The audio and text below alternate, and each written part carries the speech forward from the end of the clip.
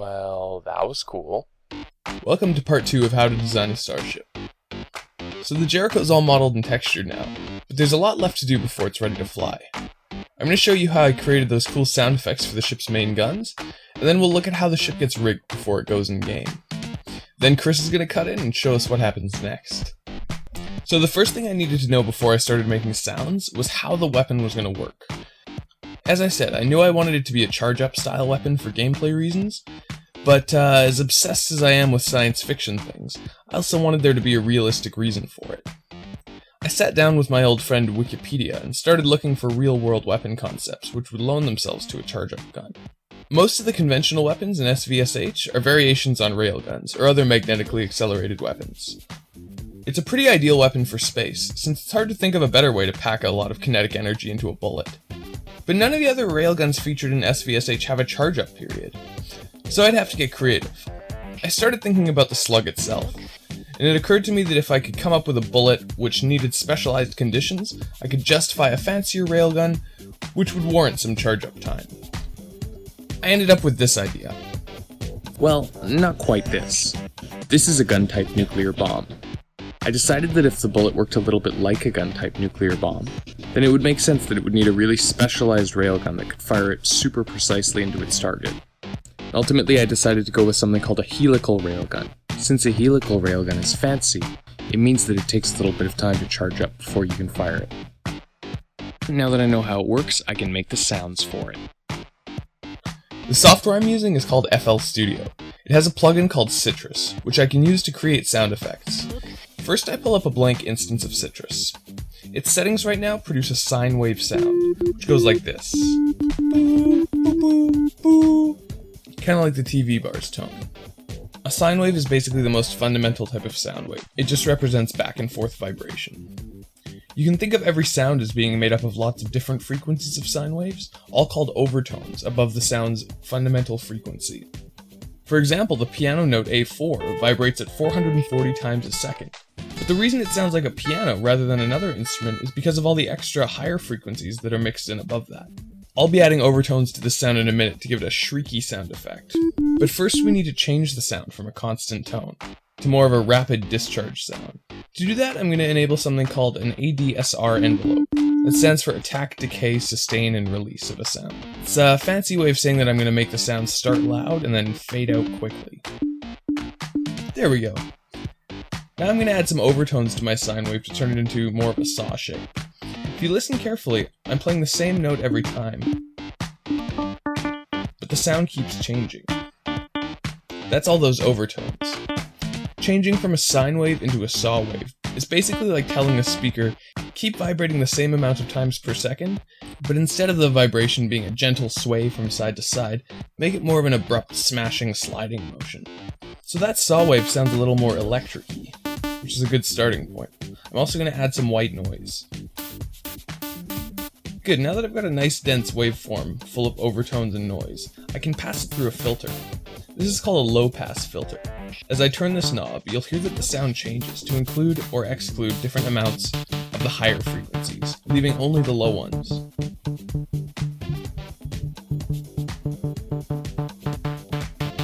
I'm actually going to add another ADSR envelope to this sound, but this time it's going to be controlling this low-pass filter. The instant the sound starts, we'll hear all the frequencies, but as time passes, it's like this knob is getting turned down, and it'll filter out those higher frequencies until we're left with just a low rumble. By turning up the volume of the overtones on the border where the cutoff is happening, it adds a really classic sci-fi laser effect. Now I'm going to introduce some distortion. It's pretty easy to do by running a second sine wave directly into the first one. The fancy term for this is called modulation. I'm modulating sound A with sound B. The effect is some noisy, grinding distortion added, which helps to reduce the pureness of the sound, making it sound more like a noise rather than a note.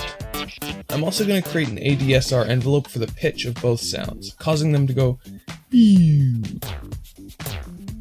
So I spend a little while longer modifying it, and it goes from this, to this, to this, this to this to this, until we get a pretty finished effect here.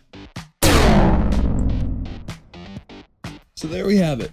After a little tweaking, and some effects like reverb and echo, we end up with a pretty sweet sounding firing noise. I'm going to be doing almost the exact same thing to create the charge up noise, except I want this sound to play as a tone instead of a pulse. I'm also going to be setting the pitch to rise steadily for that powering up quality you'd expect.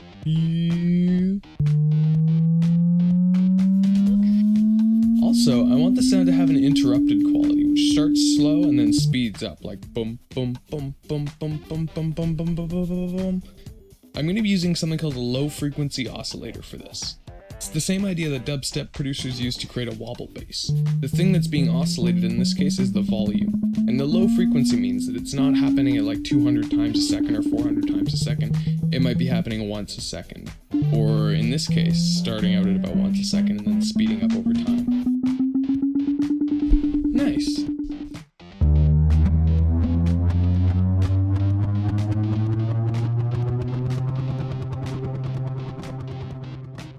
Alright, so now it's time for a legitimate two-way conversation between myself and Chris, who is totally in the same place as me and not in a different city at all. Say hi, Chris. Hi, I'm Chris. I'm going to talk a bit about putting the Jericho in-game, and also about creating the effects that will be required to bring the weapon systems on this ship to life. When I get the Jericho model from Alex imported into Unity, it needs a bit of setup to be ready to fly. I have to spend some time assigning textures, setting up some additional pointer objects, and setting up collision meshes. A lot of this is automated, but some things aren't, and these make up a tedious part of ship rigging. Once I've set up the ship, I create an XML file that defines all the ship's in-game attributes. Our importer system uses this to automate a lot of the slower parts of this process, such as the generation of extra meshes, assigning weapons prefabs, and the like. The XML files are also useful because we can use them to define all the balance attributes of ships, such as health, armor, weapon systems, damage, and other things like that. I also have to rig the turrets for the Jericho. All of our turrets are modular, so it's quite easy to swap them between ships. This light dual turret, for example, might be used for some of the other light impulse ships. The heavy turret should be reasonably unique to the Jericho, though. There are two specific weapon effects for the Jericho, the light dual pulses and the large charge-up gun. Both will need new projectiles, new muzzle flashes, and impact effects. For the light pulse, I'll reuse the Kilo's main gun mesh, but scale it down a bit. I'll also create a new material for it. This one will be a little more diffuse and tinted more towards cyan to give the impression of a weaker pulse on the Kilo. I also create the muzzle flash, which will be a simple machine gun-like blue flash. I already have some assets that are similar, again from the Kilo Cruiser, so I'll be tweaking that one. It is, however, important for the effect to be at least a little distinct, so this effect will be distinctly faster and spend less time on the screen, more kind of like a pew-pew gun. Shit. The Jericho's main gun, though, is a little different. I'll need to build a special type of charging up FX for the main cannon. This effect should be loopable and lasts about 3 seconds, which is about the maximum time you should be able to charge the gun for. My concept of this is a kind of blue cage effect that forms around the barrel, which builds into a large, more diffuse glow at the end. I'm going to be creating a new rounded rectangle texture for this, as well as a couple of other textures. Creating this effect requires extensive work with Unity's particle system. I use a lot of the varying abilities of Shuriken, such as curves and timing tools, to get the pulses to stop at the muzzle and build into the larger, fuzzier glow. I also add in a more diffuse, strong glow that'll be more visible to the player as the gun is charging up. My concept for the muzzle flash involves taking more of the oval-type glows that I used for the charging up animation and projecting them outward from the muzzle along with a flare-like flash.